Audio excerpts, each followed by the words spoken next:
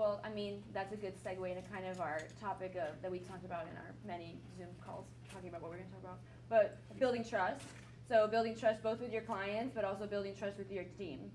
So what we've been kind of talking about with this digital community, digital infrastructure we're building, you're collecting a lot of technologists, subject matter experts, random weirdo guys that know a lot about coding.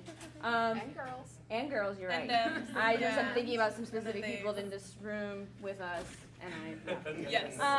So I want to talk first about building trust within your community and building trust with the people that you're pulling into your network, and then how your role, and this is also like, the aim of, this talk was to offer some advice and guidance for young producers coming up or young people that are looking to get into this industry more and build these relationships from a technical side with producers that can put them on jobs, right? So what does that relationship look like for you as a producer, and how do you maintain trust, build that rapport, and then keep your team safe, really, in challenging production environments?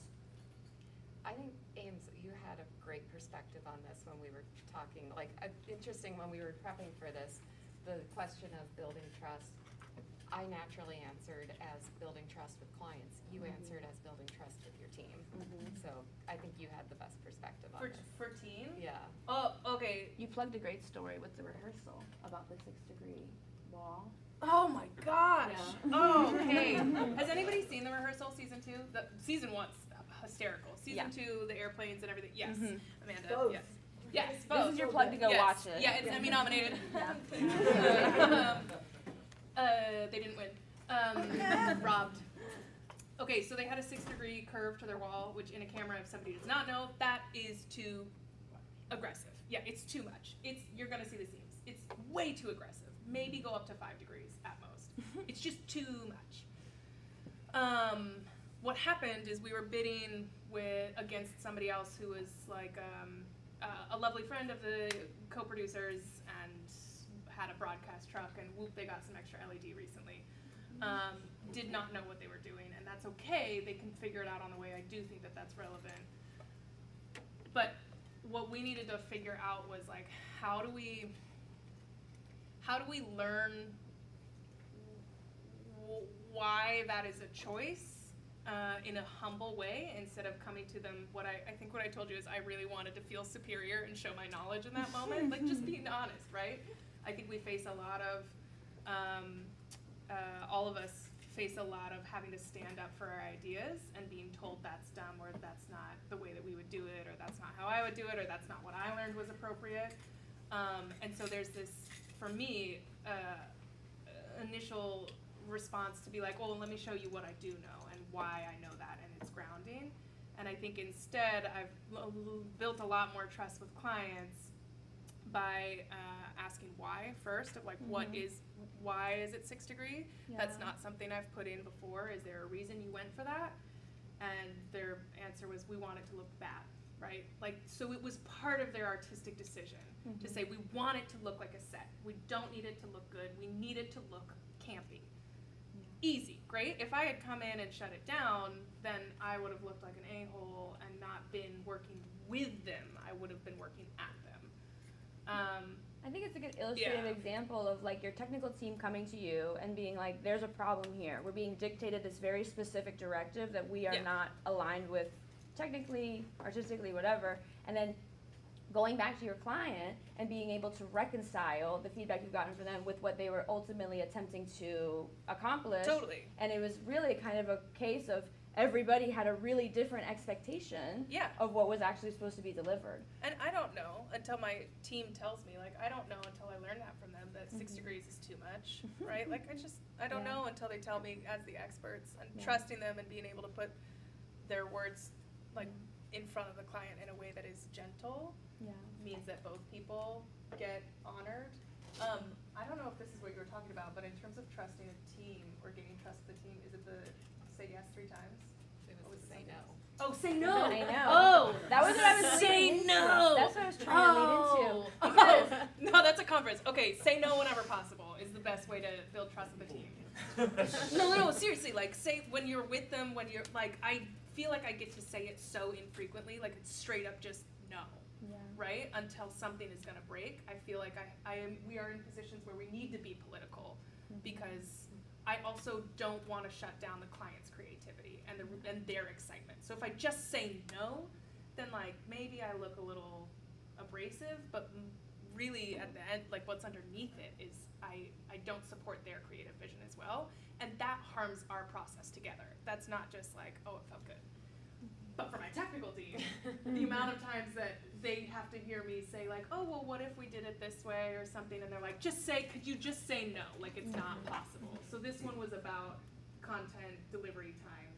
Yeah, when something truly is not possible, like. When it truly is Yeah. just, well, and they're like, well, 48 hours, we got wiggle room in there, we've got wiggle Yeah. room in there, things like that, and But the reason that you could say no to a client who delivered content in the middle of the night for the show the next day right. is that you had already built up trust with them. So, Yeah.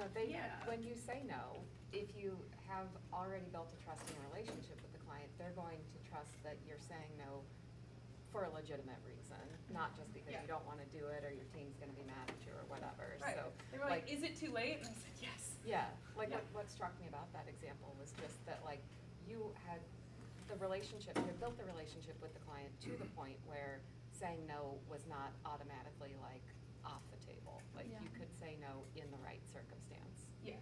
And when you can say it in the right circumstance, say it loud and say it with your technical team and make sure they know so that they know that their thought was supported. Because it is we put so much work on your shoulders. We put so much work on your shoulders and oftentimes not with enough context, so.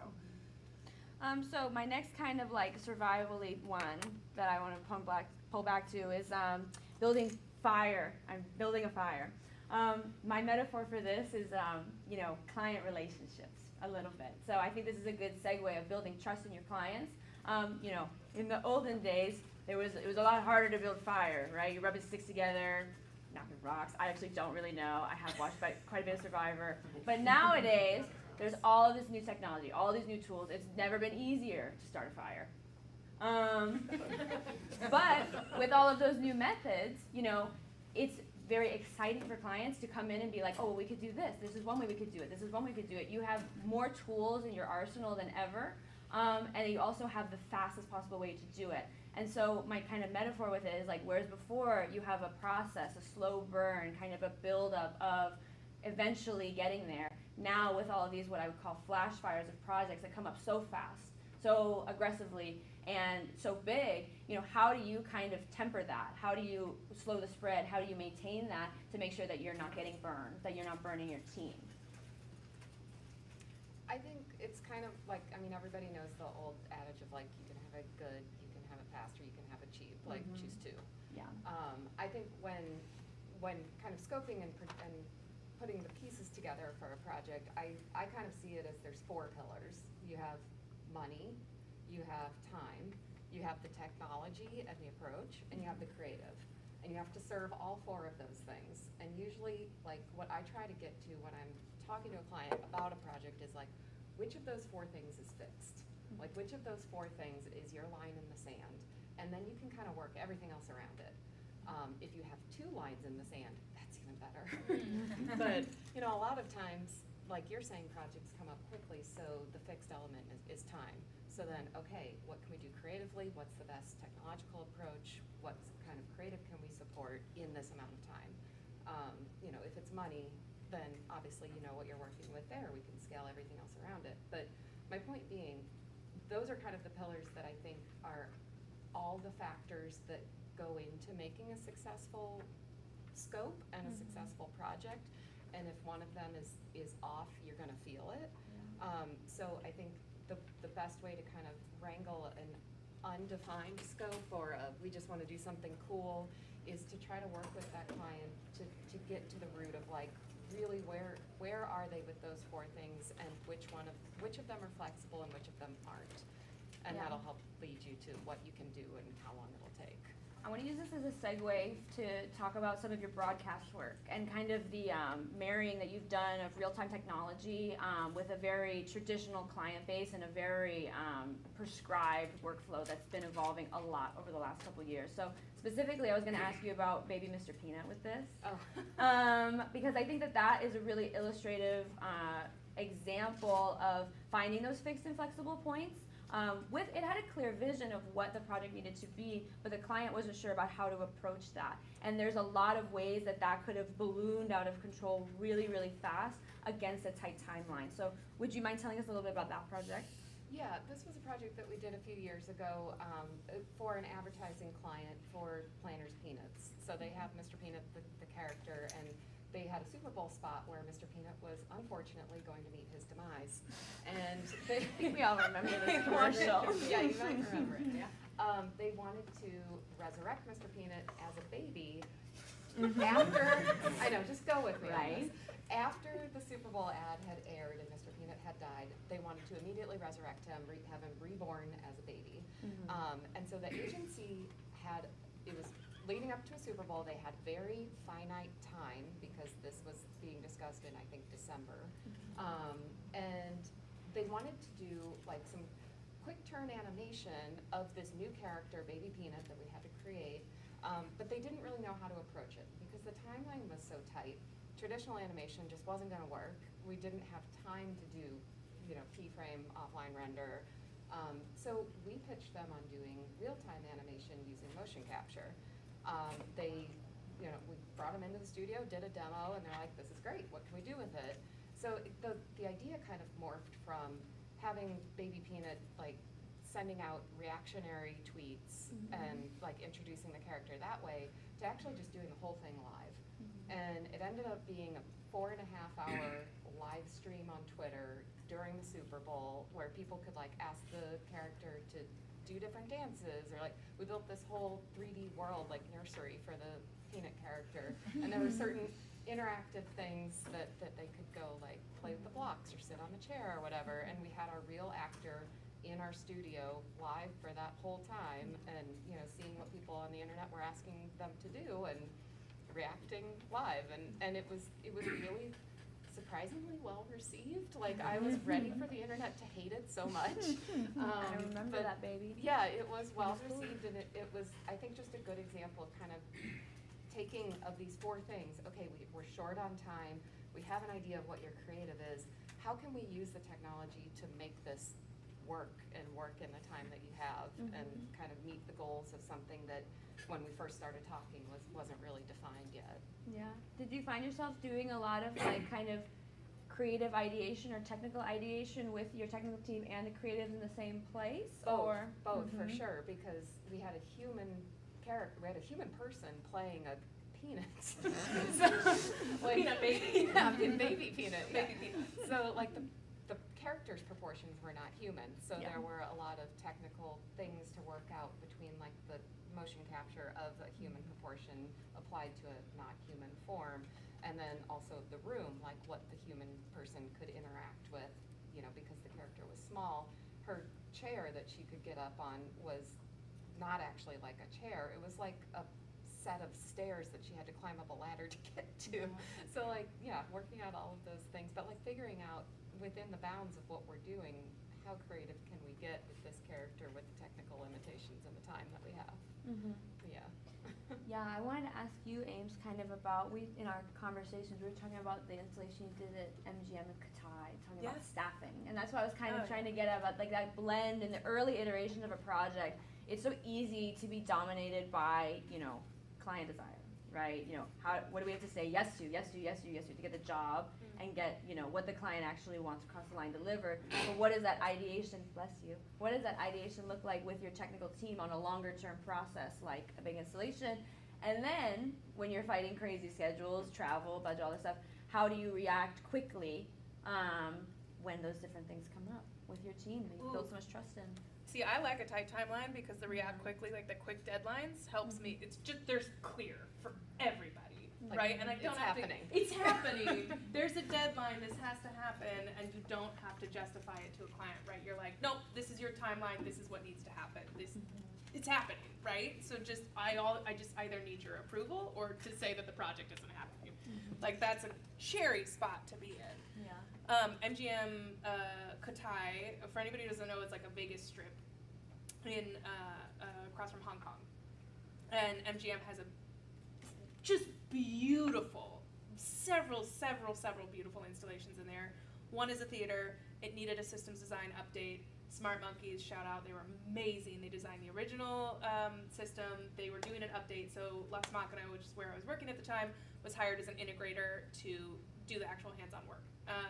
Part of the reason we were hired to do the hands-on work, we had a sister company, Creative Technology, who had a local office, right? Lots of pros. It seemed like everything was like up and up, we're going right, great. We're starting this really early, wonderful. It's MGM, they have the budget. Great, it's a casino, they have the budget. Like, it was great. Until we started getting into shipping timelines and lack of decision making. And so then everything, like the timeline is shrinking, the pressure is getting put on. We started taking on more projects over when, and this was made clear, but we started taking on more projects over when the installation was not originally planned for, right? So by the time we finally are able to hit the ground running, go on site and install, I have literally nobody able to work this. And it's Coachella, so all of you were working. Yeah. Everybody was working, and it was the most frustrating thing I've ever had to staff in my life. I was calling everybody, I was begging. And we had just like amazing talent. It was Phil Galler and Rudy Juarez, and then one of our amazing systems TD, Guerra, Herman Paul, just like amazing, absurd talent going over to be just, taking out screws and running cable. So the handoff of it, the communication of it, was handled. We built a follow-up matrix of like, here's when this is happening. How can we get on a call? Who over at the Creative Technologies office that had like a hard line in the sand, there's no way I'm gonna go over and sit in Cotai for several weeks. How can we rework that conversation into like, no, I need somebody there, at least when the handoffs are happening. It was difficult to staff, to say the least. But the people who came through really came through and had probably not done a physical installation in quite some time. And so we got them, another way we solved that is I made as much material available to them stateside so they could do some hands-on testing and hands-on work, just with what some of the newer technology would be that they were using and how it played in with some of the older technology that was already in the building. They're great. I don't know if that helps anybody, but It helps me because it gives me a segue. So. Okay, great, we got there. My next kind of thing I wanted to talk about in my metaphor was finding food, which I was going to use as gathering resources for your team and then handling communication about those resources.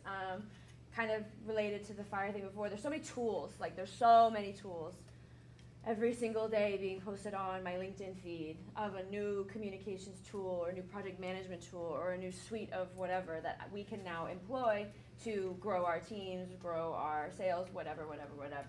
I think I want to talk about what our role as producers, as system integrators, and as partners and consultants to both our teams and our clients, what that looks like, and in this crazy new world of new AI tools being made every single day. So how do you make sure that you're working with appropriate tools that will aid in your communication and what your team is asking for, what they need? How are you vetting those types of tools? And then what are some of the practical steps you take as a producer proactively or reactively with a client in order to address those when those tools inevitably have a hiccup or something needs to change? I want to use as an example, I do want to talk about the milk commercial because I think that building up a tool set of communication and alternatives, building up your network in different types of technologies and the different types of tools that are available will allow you as a producer to really quickly pivot. Yeah. So that's my setup for you. Yeah, I mean, I think I will tell the milk story, but I think it all gets back to surrounding yourself with experts. Yeah. Like, it's too much to expect any one person to know everything, but you can know the right people who know the right things in different various ways and different arms of the industry. So I think your available resources are your network and who you know and what they know, if that makes sense. Yeah. Okay, I guess I'll try this back to the cow story. So many years ago actually, this is pre-COVID, I was shooting a commercial in Poland, and it was a milk commercial, And the night before our first shooting day, the local wine producer told me that they had unfortunately received word that the herd of cows that was going to star in our milk commercial tomorrow was sick and couldn't travel to set, so we had no cows. We had just a field at that point. Not great for the So milk commercial. Not great for a milk commercial. So she and I like stayed up all night and tried to figure out a solution, and the only solution that we were able to find is another farmer who was willing to loan us his cow, well, not loan, rent, I guess, rent us his cows. But the problem being that those cows had not, they were young, they had not had calves, and therefore did not have like the udders that you would want in a milk commercial. But it was our only option, so we shot the commercial the next day with the young cows, and then separately found a more mature gal to be our udder reference, and took a whole bunch of photos of her udders and digitally used them for the young cows and gave them a VFX. Did you put tracking markers on We that? did put tracking markers on. Yeah. Did you personally? I did like, not go, personally. I didn't get under any cows. It was a very stressful situation that had an absolutely absurd solution, but it worked, and it worked because I knew that we had thankfully brought a VFX soup along with us to the project, and it was his suggestion that, hey, crazy idea, but I think we could make it work with this other set of cows. And I mean, it definitely, the post-production team wasn't pleased about it, but it got the job done, so. They never are pleased. No, right, yeah, no matter what. Well, I really wanted to find a way for you to tell that story, so I'm glad Great. that I found it there. Yeah. But to bring it back to communications core a little bit, I guess, just how do you approach this new fangled, like when we had our conversations, like we talked a lot about the effect of AI and kind of how that's changing communication really, really, really rapidly within the next, like, within the past like 6 months, if anything, but it's going to continue shaping our world quite a lot. And keeping this kind of focused on, you know, new intros to the industry and people that are trying to enter the crazy world of virtual production, immersive events, all that stuff. How do you see the role of a producer evolving with these new tool sets where people are going to try to automate a lot of these kind of interpersonal, more soft skill focused roles? And how do you see those tools working alongside you? Well, I think those tools are here to stay, Yeah. and will certainly evolve probably into something that we can't even imagine Yeah. now, the way that it will evolve. But, so I think being open-minded and embracing the change is definitely critical. But I also think that there's, you know, certain soft skills that just aren't replaceable. Yeah. Relationship building, critical thinking, problem solving, like these are things that will always be necessary and will always be highly valued in everybody, but especially in producers. So I think that I kind of like to say, like, it's not what you know, it's how you think. Yeah. Because how you think is really going to be the through line for your adaptability throughout your career. We don't live in a time where you come out of college and do one thing and that's your career and you do that for the rest of your life. Yeah. Like you're probably gonna shift industries and roles and like even whole career changes multiple times. And your ability to think critically, keep those relationships strong, and be flexible and adaptable through whatever those tools bring or don't bring to the future is like, that's the essential thing that I think sets somebody apart who's going to succeed and be able to flex and adapt and people that aren't. Yeah. There is not, for if there's students on the live stream especially, there is not a single person on my team that I do not expect to have a strong level of soft skills. Because at the baseline, I need you to be a good communicator. Yeah. Like, you could be the smartest person in the room, but if you don't understand how to tell me what I need to know, or like be real with me about answering questions, tell me when I'm messing something up. Like, it's my responsibility to be able to receive and hear that, but it's your responsibility to be able to communicate it. Yeah. And like, and communicate well with the person sitting in the chair next to you. Yeah. Because like, you are a team right now, and we are doing this together, and that requires soft skills no matter what.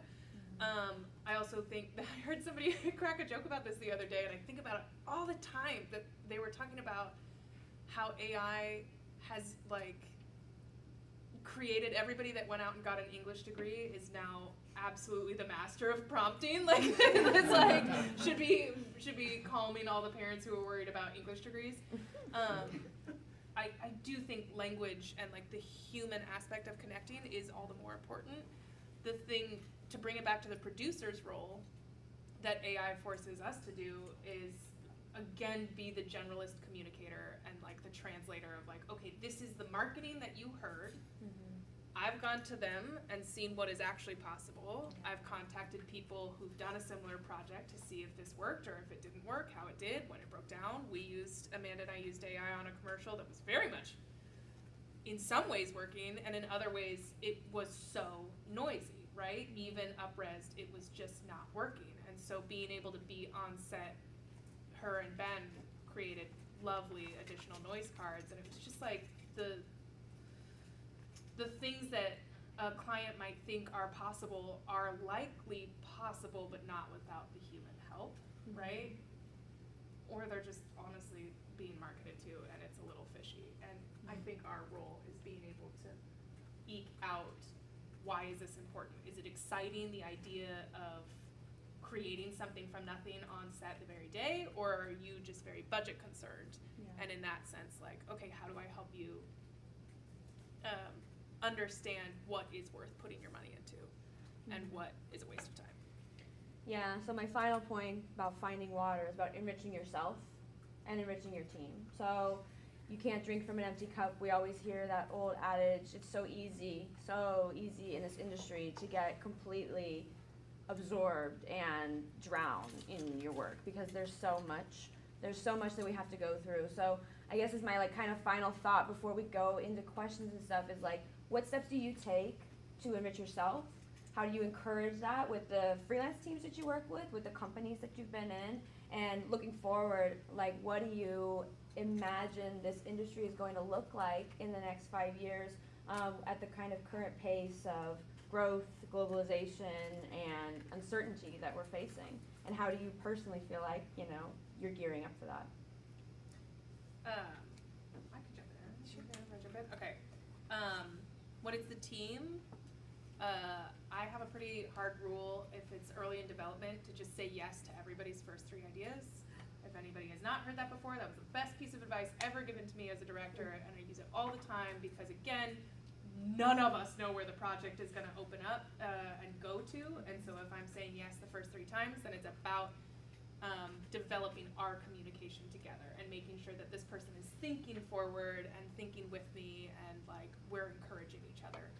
So it starts positively so that when something does inevitably break down the road, they feel comfortable and trusted in coming forward, or comfortable and trusted to be like, okay, cool, I have been encouraged to think critically on this piece. How can I bring it out again? Personally, I just try to admit what I don't know and not pretend that I don't know it. Like for the manufacturers in the room, I really do trust what it is that you tell me and then try and verify it, but like I need you to tell me the truth and then introduce me to other people that have had it go well or had it go really, really wrong, because the person who had it go wrong probably has more positive things to actually say about your work and say like, if you were a team that was responsive to them, even while it was on fire, then I'll call you, right? Because it's gonna be on fire at some point. Yeah, and to that point, where do I think the next 3 years, 5 years is going? I don't know. I don't know what I don't know. I think it's gonna continue, we're gonna continue to see a lot of individual content creators. Technology democratizes. I think we're gonna see some really cool things from them and some really weird things that might be uninteresting but are in the process of their personal development. So there's value in them. Yeah, I agree. I mean, I don't have a good answer for where it's going in the next 5 years, but I think that I think that certainly more content will be made easier. I think, like you said, technology democratizes, so like the tools will become easier to use, more available, less costly. I don't think that's necessarily a bad thing, because I think that just puts the tools in more people's hands. know. But I hope that everything that we've been talking about so far in terms of like building trust, building relationships, surrounding ourselves with experts, creating an environment where our teams feel advocated for and feel that they can give feedback and can do their best work will set us all up for success and flexibility to adapt to wherever that technology is going. Yeah, that's my favorite thing about this whole industry. Figuring out everything together and making friends along the way. Yeah, it's scary to do alone. Yeah. I think it's time for questions. Yeah, I actually wanted to kick it off for questions, because I am a freelance producer. I have 10 years' experience on film sets, managing crews and vendors and defending them to clients and agencies and making sure everyone plays really well together. Then I got into screens producing. I was a freelance producer, overseeing, again, taking care of crews, because that's like, if I don't take care of crew, I might as well not even be here. Laura, you brought up a point, like, it's how we think. I have seen the fact that I do think, and I'm a logistical thinker, Yeah. has eliminated me from the current job market. Mm. Who's suffering that? If you're a freelance producer, Yeah. it's like, oh, they don't, well, you're an animator. You must also know how to manage the vendors and the crew in your own team. And so many times I'll get on a job and I'll bring a team of trusted vendors and freelancers, and they're like, roadmap's there. And they just take the roadmap and go. How would you respond to people who are trying to pave their way to reintroduce themselves into a market that seemingly kind of is eliminating them and going direct to the vendors and direct to the freelance pool that is doing the actual work? So you're saying you're being cut out of the process as a producer because clients are going direct to the artists? Yes. Well, Yeah. I'll say sorry, just to throw it really fast in there, from the vendor side and now with OGS on the integration and workflow side, just wait 1 year for them to come back around, because I have seen so many times where the end client, this is kind of going back to what I'm talking about before about like there's so many tools available, there's so much information online, and it's almost more dangerous sometimes because people are getting into a situation where they're finding a direct relationship with a LED manufacturer, LED processor, media server, all these things. They're doing their own learning, they're doing their own communication, and they're having people say yes, yes, yes, yes, yes to them, but they're not understanding the core aspects of what a production really relies on and the institutional knowledge of which there's so much in this room that has led to all of the things that we're buying, why they are the way that they are. And I've seen so many people get burned on projects, short-term, long-term, and medium, and they come back and they see that there's this middle gooey center that we keep talking about where the hard skills and the soft skills come together, and it takes a lifetime and the lifetime of a team to actually grow into that position. So I've actually seen I feel like I've seen kind of like a boomerang effect where like in 2020, like so many people were building LED volumes, right? And so many people were hodgepodging like so many different types of gear together. And these things, while they're not standardizing because there's no, I don't think, a clear path forward to standardization for any of these workflows, they're starting to become a idea of what these teams, what this makeup is. And as we go through these conversations with Framework about, unions, standardization of titles, all this kind of stuff, the more communication that we can do in our digital community, in Discord, in Facebook groups, at conferences like this, I think is better, because there are people at this conference who are coming from more of the vendor and client side, and they're gaining knowledge in everything that we have to offer and what we've been screaming about in the void for so many years. So, I don't know, I've actually found it pretty encouraging in the last couple of years, the amount of potential clients or, creative people or whatever that have come to me and been like, I'm now really starting to understand how much there is that I don't know. Whereas, 5 years ago, it was like, oh yeah, the processor sends the image to the wall, right? So, yeah. What do you think though? Oh, yeah.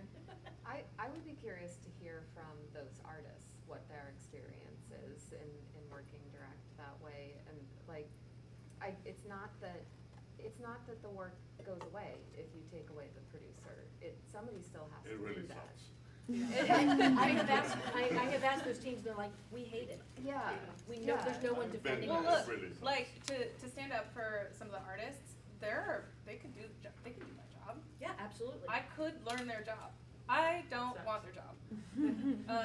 I don't think they want my job. Exactly. But they Yeah. do Yeah. need to eat, and I'm not gonna hate on a friend who's like, Same. yeah, I got this, I can do it, but there are definitely artists that raise their hand and say I can do this, and if the client were to ask me, can they, I would say no, but they're the best artists that I would recommend to it. I'll be honest with them. I think you have the option as well to find your own tribe, build your own work, but that's not sustainable in the short term, right? It's hard. Like, I wish I had a good, clean answer. Being freelance, again, is new to me. It's been 5 years since I've been a freelance producer, and it's so different right now. It's so different. And I'm stitching together some jobs that I really like and some jobs that I just like, I just can't even stay awake during them and don't have motivation for them. So I wish I had a clean answer. I think befriending those artists and saying like, what was that experience like for you on the back end, and learning from it, and just being genuinely curious and open and honest about like, this is how it made me feel and this is why I'm asking, can you give me perspective on it? Because I'm not gonna learn your artistry in the next 2 months, but I do wanna understand where that conversation started, why it came about, and how do you feel on the other side of it. I think we're at the wrap-up session. Yeah. We're at the end of the session, but I want to thank everybody for coming, and if anybody wants to continue this conversation, I encourage you to go to the Discord. There's a lot of conversation. We also have a Slack channel, but that kind of is becoming more organizational for events like this, whereas Discord is where we can meet and discuss things. So if you're not on that, please feel free to jump on it, and we can tell you how to get there. Yeah, I'd like to hear from, because like it's just, I wish the session was longer because I have people in this room that I want to hear their responses to these questions too. So I might hop in the Discord and put some of those in there. Like I'd really like to get to know more new friends and like just create a dialogue about all this change. So, because I literally see 3 people that I would point on right now. But Well, and that's something that we can, I can make a channel. If this That'd is be a fun. conversation that people want to continue, I'll make a channel in Discord for That'd be this cool. session. Yeah. And we can continue the banter in there. that'd be cool. Thanks so much. Thanks everyone.